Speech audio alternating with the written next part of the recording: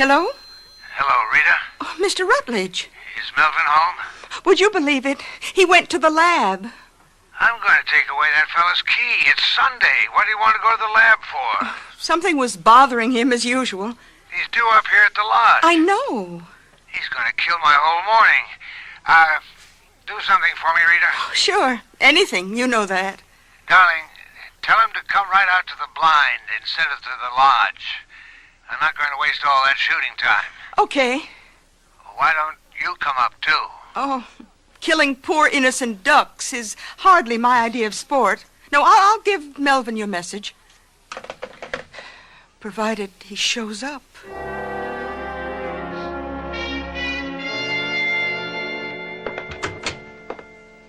Melvin? You were supposed to be up to the lodge with Mr. Rutledge this morning. Melvin, what's wrong? No, I know all about it. Well, why on earth did you go into the lab this morning? This is Sunday. I'll drive your car up. You didn't answer my question. Why did you have to go into the lab this morning? Scott called me. Scott? Mm-hmm. What does he have to do with it? He had to show me something. This morning? Yes, it bothered him, and he didn't know what to make of it. It couldn't wait till tomorrow? As it turned out, no. Well, what was it? Something Paul should know about. Serious? Yes. Look, I don't know when I'll be home. Why not? After Paul hears what I have to say to him, I think he'll want to go back to the lab with me. Darling, what is it? It's a problem. I understand it's a problem, but what about? I can't tell you, Rita. This is something that belongs to Paul, and he's entitled to know first. Now, I better get going. But you look so nervous, upset. Well, I guess I am. Darling, maybe you shouldn't drive. Let me go with you. No. Paul won't want anyone else around. Melvin, you make this sound as if it's the end of the world.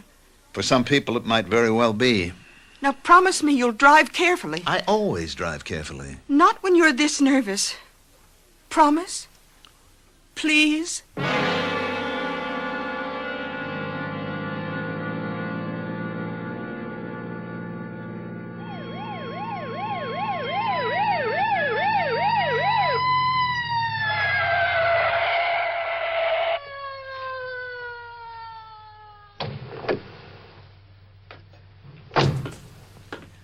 May I see your license, please?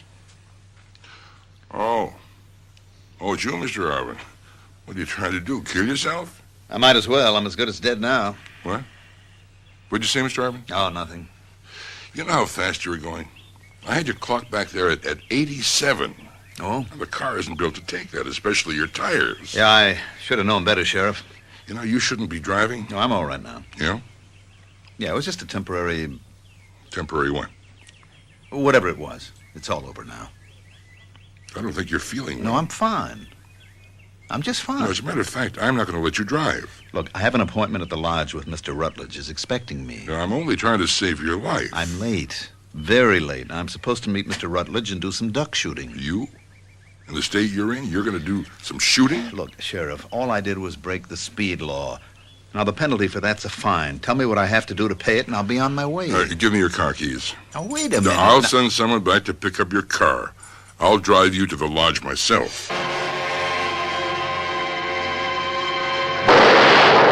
Oh, didn't lead him enough. What's that? Keep it quiet. Oh, Melvin, hop down in here and keep under cover. What kept you? I brought you the 16. You say the 12 hurts your shoulder. Paul. Hey, look up there. Now, if they'll only sweep around, I'll let you have the first shot. Besides, I almost got my limit now. Look at that bag. Paul. I sure kept Boulevard busy retrieving. It's a good dog. Look, Paul, I don't know how to say this. Pick up that gun. You can bag at least 3 of them. Well, what are you waiting for? Get ready. I don't want to get ready. I don't want to kill anything. I hate this stupid, vicious massacre of innocent creatures. This is too good to miss. 2 of them. Go get them, Boulevard. After boy. So, you hate duck hunting? I hate all hunting. That's interesting. You pretended to like it just to please your boss. True? Yes, it's true. But now you don't have to pretend anymore. Now we got a winner. Now that Alderaan has taken off, now that you're going to be rich, you don't have to butter up the boss any longer. Is that it? Why did you come? You could have phoned and said no. Paul, we have to have a talk. On Sunday? I understand you actually went into the lab this morning. Is that true? Yes. What am I going to do with you, Melvin? You refuse to behave like a rich man. Are you going to be a little insecure chemist for the rest of your life? I'm not going to be rich, Paul. What do you mean you're not going to be rich? Do you know what your royalties in Alderaan will amount to? Paul, Alderaan has to be recalled. What do you mean? I'm still in a state of shock myself. Just tell me. It simply isn't ready. What do you mean it isn't ready? Some of it, not all of it. But here and there, a batch of it breaks down into... It's a complex chemical. All right, come to the point. It's basically a fatty acid that can be fatal. All right. Let's not panic. What you're telling me is that we have a batch that for some reason was improperly formulated. No, that's not what I'm telling you. I'm saying that we can get a batch, a run, whatever, 5 to 10% reacts in a completely unexpected fashion. And it can produce deadly results. Now look, Melvin, the government tested our product inside out. It passed with flying colors. It's okay. The doctors are screaming for it. It's been hailed on all sides as the antibiotic of the future. This morning I got a phone call from Jerry Scott. He was at the lab. Why? He's ambitious. He's conscientious. He was checking out some studies on the computer. He simply couldn't comprehend the readout, so he called me and I came over. Right out, I knew what it was. What was it? These were earliest Alderaan samples. You remember, Paul, when we called it Proto-Alderaan when we started 5 years ago? Yeah, so? Well, I found faint traces of fatty acids then. But that doesn't have to mean that we're going The to... samples we submitted to the government were later ones. But that was a different Alderaan. No. It was the same. We just sent the newer samples, that's all. And they passed. But now those same acids are showing up. What's the percentage? I told you. Between 5 and 10. And what are you suggesting? Take it off the market. And bring it back into the lab until it's foolproof. Who knows about this? I do and you do. What about Scott? Well, he knows that he's getting confusing data on the computer, but he may not be aware of what it means. Not yet. You told no one else about it? No? Not even Rita? No, not even Rita. Paul, we're going to have to take it off the market. We can't take it off the market. I just told you. No, let me tell you. I went for broke on Alderaan. I sunk a fortune into it. It's what I needed to save Rutledge Drug, which has been in my family for 150 years. Paul, Alderaan is not Now, you ready. better listen. The orders are coming in. They're pouring in. Rutledge Drug is going to make millions, and so are you. I don't think you understand. I'm still talking. I was very good to you, Melvin. I appreciate that. You were knocking your brains out as a teacher. I took you on. I paid you real money. I know what you did for me. Do you? Do you also know that I saved your marriage?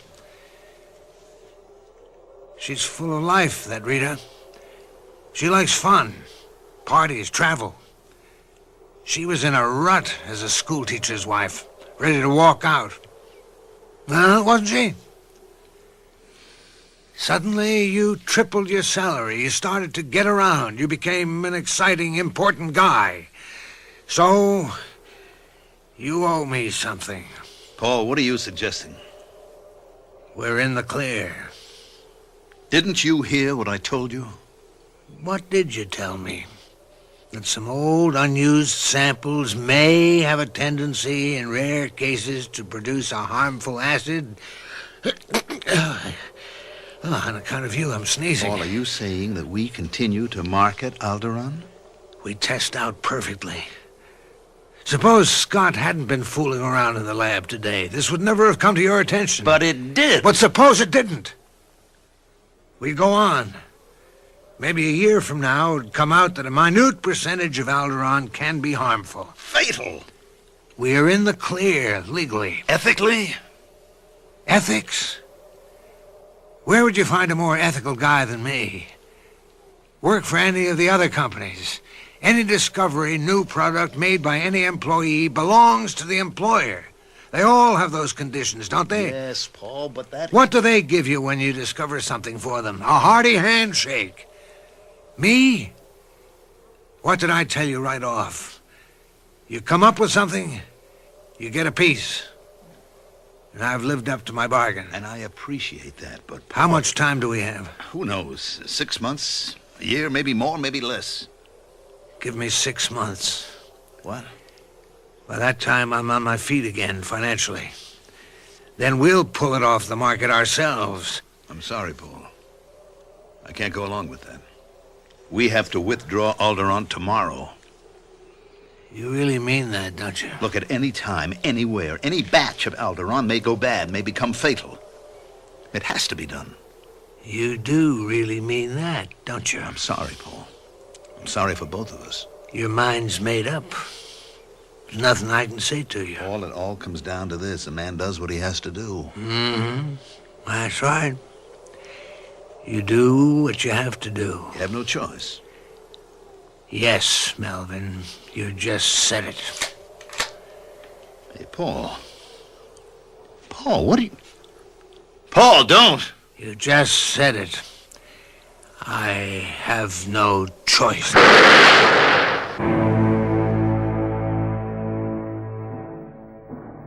Choice. Life is a series of choices each of us is required to make, and each choice leads us inexorably to the next one. Inexorably and logically, because once we choose the pathway, we follow it to the end, wherever it may lead us.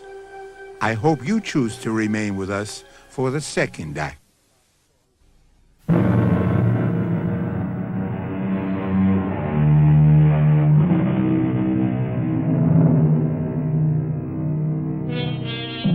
When Paul Rutledge and Melvin Arvis agreed to meet Sunday morning for some duck hunting, did either of them dream that it would end with Mel dead from a shotgun blast fired deliberately by Paul? Paul and Mel were the closest of friends. When they met that morning, neither of them harbored anything but the warmest feelings for each other. What is it? What do we carry around inside us? What unknown and terrifying thing that can make the calmest and meekest among us the most violent and vicious of killers? Well, now tell me what happened, Mr. Rutledge. Well, Sheriff, I'm not sure I know. I had the 12. Mel wasn't having any luck with the 16 gauge, so he said to me, "Paul, let me borrow yours for a minute." I handed him the 12. He reached for it, took it, and I guess he dropped it. He dropped it? I think he dropped it. It was just one of those things, you know. I handed him the gun and turned away so I could pick up the 16 gauge. I didn't see. The next thing I heard, the 12 gauge went off, and he was dead. An accident? Yeah, an accident. Terrible accident. It's my fault. Your fault? Yes, Nick. He didn't care beans about duck hunting. He just came up to please me. If only I... listen, I just feel awful.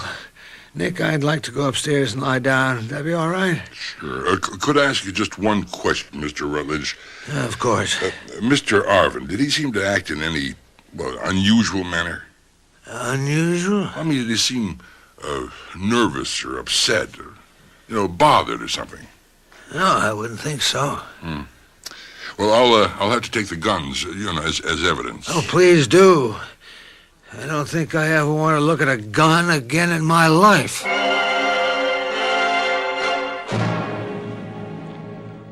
Well, what's the story, Doc? Well, it's obvious he caught a charge from the 12 gauge. Which went off accidentally. I guess so. Well, at least that's how Paul Rutledge tells it.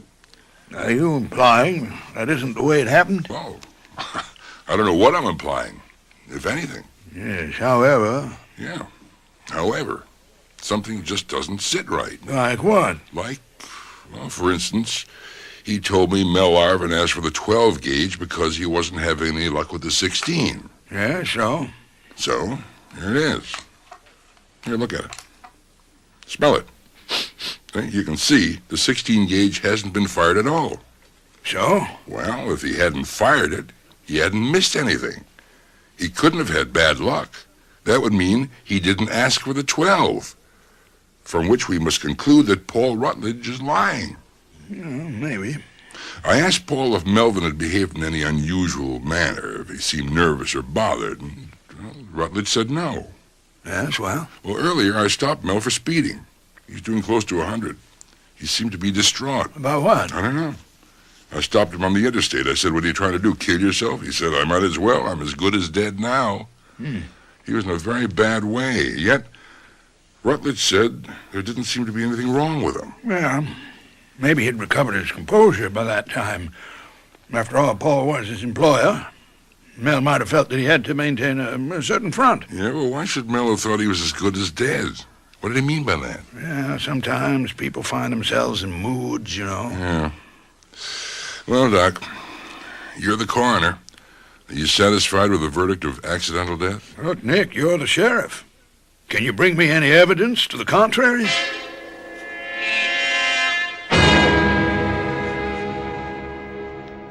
I don't know. Now, Mrs. Arvin, I appreciate how difficult a time this is for you, but, well, when I saw your husband, he was in a very agitated state. Yes, I know. I shouldn't have let him drive up there. Can you tell me why he was so upset? Yes, he said it was... Well, there was a problem. What kind of a problem? At the lab. A problem that could involve Paul Rutledge? Oh, yes, very much. Well, do you know the nature of the problem? No, but he sounded so serious. You would have thought it was the end of the world. As it turned out, I guess it was. Well, why would your husband feel that his life was over? What do you mean by that? He said to me, "I'm as good as dead." I don't understand. Everything was going so beautifully. We were going to make so much money. And then, this morning, suddenly, something awful must have happened. What? Well, he came back from the lab. And all the color was drained from his face. He was walking, talking like a man in a dream, a nightmare. Something had gone wrong at the lab, huh? Yes, terribly wrong. He went to the lab this morning, a Sunday morning. Yet he had a date to hunt with Paul Rutledge. Now, what made him go to the lab? Well, there was a call from Jerry Scott, his assistant. Well, how was your husband before he left the house? Oh, he was fine. Good spirits? Yes, he was a happy man. And then when he came back, I don't know what it was, but it must have been something absolutely dreadful. Your name's Jerry Scott? That's right, Sheriff. And you were in the lab this morning, huh? Sunday. Why? Well, you want to get ahead in this world, that's how you score points. And did you score any points this morning? I'm not sure. I understand you phoned Mel Arvin at home. Yes? Why? I was checking some records on the computer, and I couldn't believe the printout. Well, I don't know anything about it. You could never explain it, so I could understand it. But in a general way, what do you mean?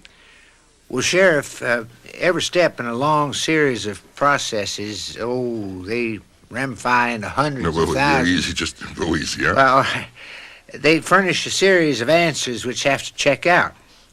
Well, I wasn't getting logical answers. Something was wrong. With what? With one of our procedures. Is it wrong enough to produce such agitation in Mel Arvin? Yes? Well, what did the computer refer to? Well, I don't know. You don't know? Or you're not telling? Well, there's very tight security around here. Well, if you had a guess. Off the record? Mm-hmm. It had to do with big number 1. What's that? Alderon. Alderon? Yeah. The best, the most effective, the greatest all-around antibiotic ever made. We just got the go-ahead, and we're swamped. We can't turn out enough of it. Well, then was Mel Arvin depressed because it developed there was something wrong with Alderaan? How could there be anything wrong with Alderaan? Well, why was he so down? He was really set back, wasn't he? Oh, yes. Why? I don't have the faintest idea. Well, Nick, where have you been? I've been following a line of inquiry. That sounds pretty good. What's it mean? Well, it means we can't be altogether certain that Mel Arvin's death was an accident. Well, if it wasn't an accident, what was it? Murder. Murder? Are you saying Paul Rutledge shot him? Yep, I am. Why? What motive? Well, I think Mel Arvin brought Paul Rutledge some very devastating news from the lab. About what? Well, this great new miracle drug they came up with, Alderaan. Yes, but there's nothing but good news concerning Alderaan. It's been tested, tried, investigated. It's fantastic. I use it in all my patients. Not an infection so far I can stand up to it. Well, I'm just giving you the facts. What facts? Well, evidently, Mel Arvin's discovered something about Alderaan. You can't tell me what? Doc, Paul Rutledge killed him. But you can't tell me why. Well, Rita Arvin and Jerry Scott say that Mel was like a man at the end of his rope.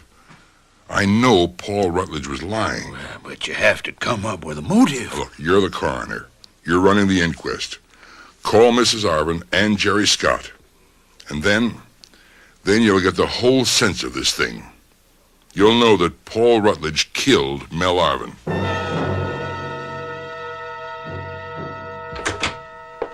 Paul! Darling, I came as soon as I could. Oh, I don't know what's the matter with me. I can understand. It's a shocking thing, Rita. Suddenly, our problem is solved. He's out of the way. I haven't loved Mel in years. But why do I feel so terrible?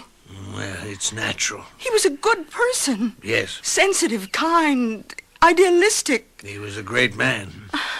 I guess it's just guilt. We're human, Rita. We can't help ourselves.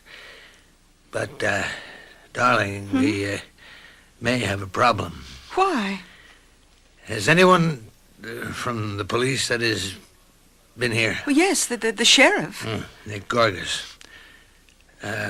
What do you want to know? Oh, things about poor Melvin's state of mind before he left for the lodge.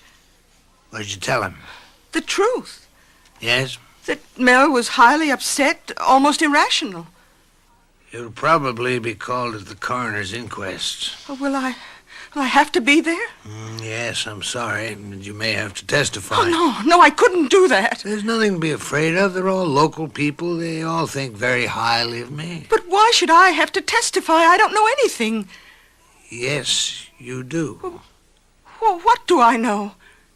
That Mel was cheerful and full of good spirits when he left here. But he wasn't. He was, if you say so. But is that what I have to say? I'm afraid it is. But why? This has to appear as a casual, 1 in a million accident. Now, if it comes out that Melvin was upset, agitated, people might ask, why did I permit him to shoot with me? And once you get questioning started, you can never tell where it'll lead. How did Melvin die? The gun went off. I know. Technically, that's the truth. The gun went off. Well, then? But who was holding the gun when it went off?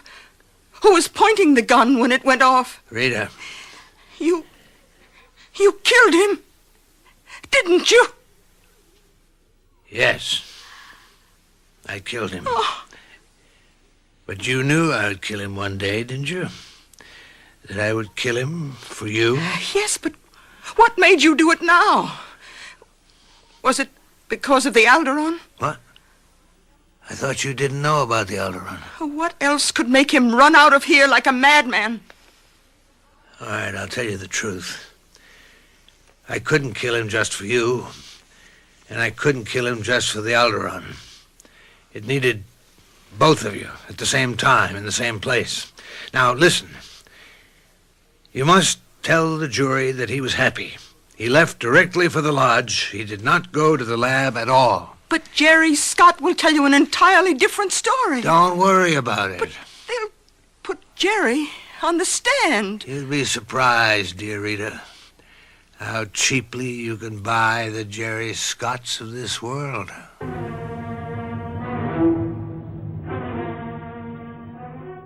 Of course, that's the way it goes. Money talks. Money talks louder than truth. Money talks and money commands. With money, you may rewrite the past, design the present, and shape the future. But not always. Sometimes, when you think money is the supreme ruler of the universe, something unexpected happens. Money is reduced to just some soft metal and fragile paper. Mystery Theater will return shortly with Act 3.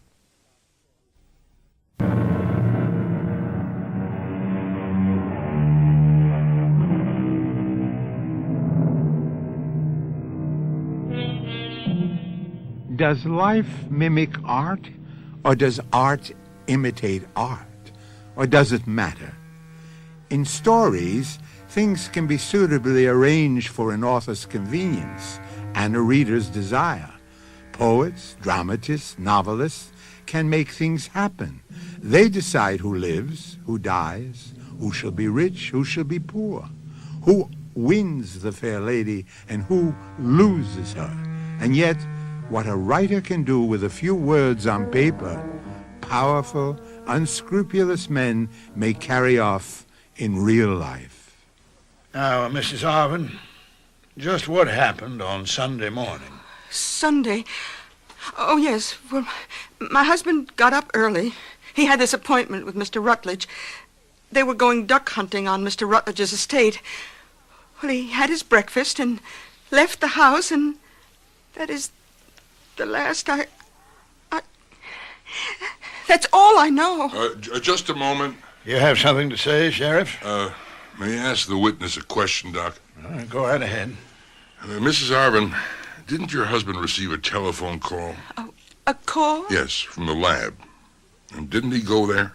No, he didn't receive a call from the lab, and why would he go to the lab on Sunday? Mrs. Arvin, when I spoke to you, you told me that Jerry Scott had called him from the lab. I did? Yes, Mrs. Arvin. Well, how could I have said a thing like that? It simply isn't true.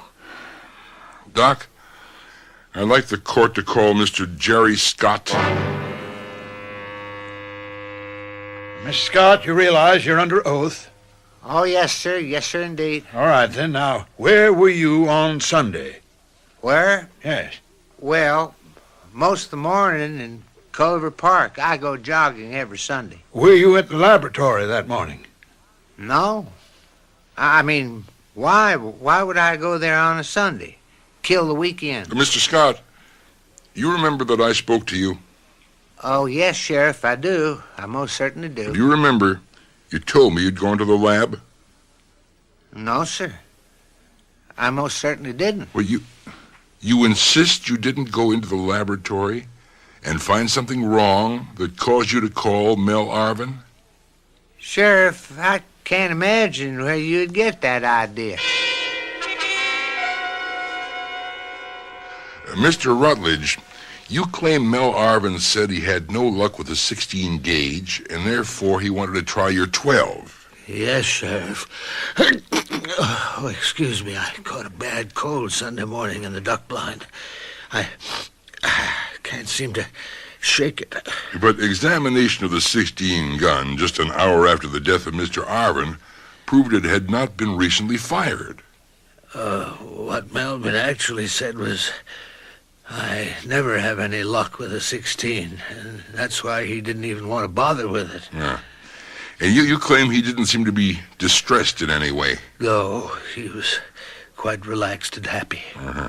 He said nothing about having been to the lab. No, nothing at all. Nothing about problems with any of the products. No, not at all. Now, Sheriff, we seem to be going around and around with these witnesses.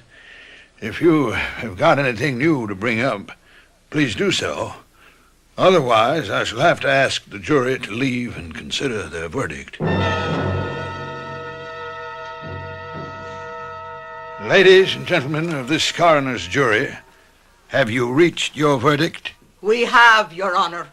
We find death was due to the accidental discharge of a firearm. Hi, Sheriff. Mary, What'll you have? what can I have? I'm on duty. How'd you like me yesterday? First time in my life I was ever on a jury. And foreman. I mean, four-person at that. Mary, wasn't there any doubt in anybody's mind? Doubt about what, Nick? Well, about anything. Nick, we've been friends a long time, so a word to the wise. Lay off. Lay off? Lay off what? People are starting to talk. They noticed it. You better explain. Were you actually out to get Paul Rutledge? Get him? It sure did look that way. Well, I believe I still have a duty to perform. Sure. But it seemed you were trying to prove that Paul murdered Mel Arvin. He did? Nick. Look, I was the last one to see Mel Arvin alive, besides Paul. Mel was a wreck. Nick, listen to me. In a minute. I may be wrong about the motive. What motive? Well, I figured it had something to do with the laboratory. The way I doped it out, Mel uncovered something that could only mean a disaster. And maybe Paul had to kill him to keep it quiet. You're really going on, aren't you? And suddenly, as I saw the two of them in the courtroom... The two of whom? Paul and Rita Arvin. What about Paul and Rita Arvin? Well, they're a pair. They're a combination. Come on, Nick. Mary, look. You're a woman. You're supposed to be alert to these things. You mean you look at Paul and Rita and you don't see anything there? Huh? Maybe that's why Paul killed him. Why do you keep saying Paul killed him? Because of Rita. He wanted Melvin out of the way. Okay. Now you hear me out. What you have is a lot of fancy speculation. I know I'm right. I've caught every one of these people in a lie. You don't have one shred of proof. Let me tell you what I heard Joe Soames say here last night at the bar. Joe Soames? Joe was saying, well, something like, Nick is too young to be sheriff. Well, I'm 41 years old. He said that you're bored. There's no action here. So when something like this happens, you try to squeeze all the juice out of it you possibly can, even if there isn't any to begin with. Why is it so clear to me and to nobody else? Because nobody wants to believe Paul Rutledge could do anything wrong. Nick, you weren't born here. You're an outsider. I've lived here 20 years. You're still a stranger. The Rutledges are original settlers here. The Rutledges were always millionaires, but they always loved this place. They always helped the folks hereabouts. Nobody went hungry if the Rutledges knew about it. Now, if some poor kid was smart, the Rutledges fixed it for him to go to college. And who do you think sent Doc to med school? Paul's father. I know. I'm aware of all that. And what about jobs? There's always a job at Rutledge Drug for anyone who's out of work. Look, I only know I have a duty to perform. Oh, people are blind when it comes to the faults of any Rutledge. Blind, deaf, and dumb. Well, what am I supposed to do? Even if you're right. Even if Paul Rutledge did, as the lawyers say, willfully and with malice aforethought, shoot and kill Melvin Arvin. Nobody here wants to know about it. Now, where are you going? Over to see Doc. What for? Well, he's an officer of the law. I hope I can get a straight answer from him.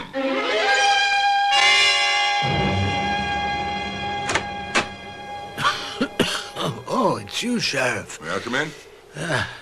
If you don't mind catching a cold, or worse. I don't know what this is. I can't shake it. I asked Doc to see me last night. He gave me a shot. If you ask me, I'm feeling worse. Oh. Well, I went over to see Doc. They told me that he'd be here. Yeah, in a minute. He's on his way. Oh, excuse me. There I go. I'm sorry you're not feeling well. But, I have to ask you a question. Did you kill Mel Arvin? That's some question. Can you answer it? No.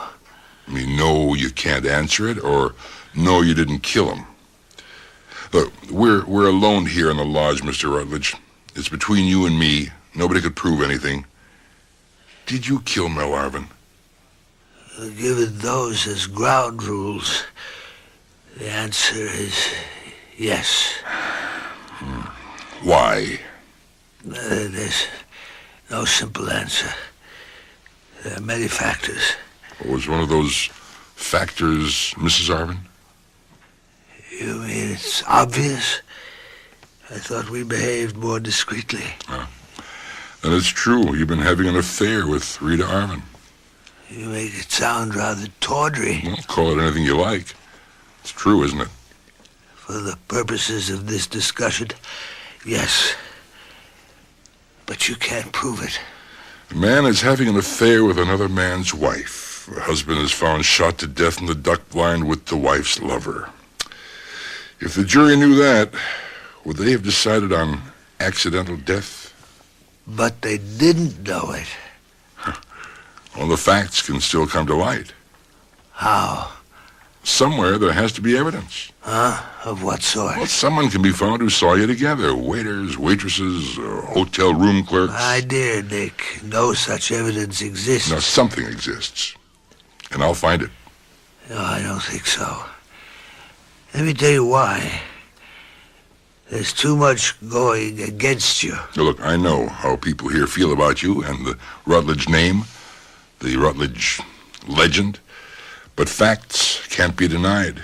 You will only succeed in making yourself thoroughly unpopular. That's not important. Nobody gets away with murder. Don't be silly, Nick. People everywhere, every day, get away with murder, and worse. Especially people like me. You can't touch me, Nick. I have the position, the influence, the money to bury, to completely destroy whatever evidence could bring me to book. You'll destroy only yourself. Well, if that's how it has to be, I'll risk it. Look, I'm not a killer by nature. I was in a situation where I was overwhelmed. I did what I had to do. I know I'll never do anything like it again. Don't look for evidence, clues, leads, whatever, because nothing exists. You really believe that, huh? It's true. Look, I may be a fool, a sucker, naive, but I believe in justice. I believe you're going to pay for it. In the end, you're going to pay. Such a belief brings you comfort. Cling to it, by all means. Now, you must excuse me. I'm not well. I would like to get some rest. I'm sure you can let yourself out. Goodbye, Nick. Goodbye, Mr. Rutledge. For now.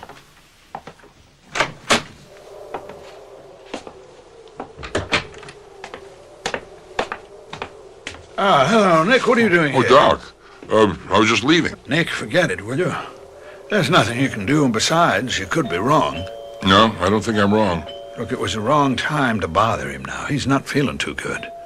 What's the matter with him? Well, he picked up this bad respiratory infection. Well, why doesn't he answer the bell? Maybe he's asleep. Ah, he was just down here talking to me. Yes? Well, he knows I'm coming. Hey, Paul! Paul, you in there? Hey, door's locked. Oh, Nick, that window there's partly open. You think you could climb in and open the door for me? Okay.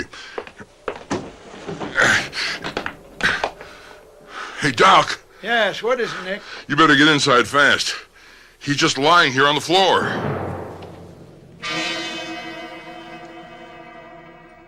Doc? Well, he's dead, Nick. I don't understand it. What happened? Just a minute or so ago, I won't know for sure till I do an autopsy, but I was here last night. He had a fever, and I said, well, let me give you a shot. And I did, and he fell asleep. He seemed to be relaxed and breathing much better. As a matter of fact, I said to myself, wow, that's sure some miracle drug. What is? What I gave him. His own medicine. Alderon.